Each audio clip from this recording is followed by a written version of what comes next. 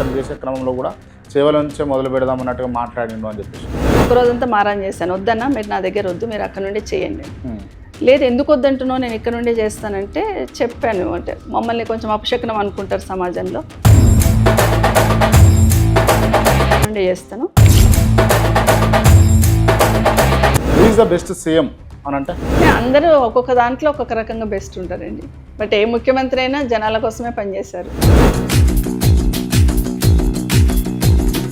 కేటీఆర్ గారు త్వరలో జైలుకు పోతారా మేడం?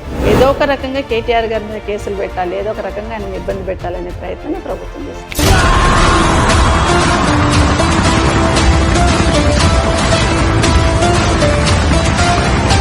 ఈ కరెన్సీలో స్కామ్ జరగలేదు అంటారా మేడం?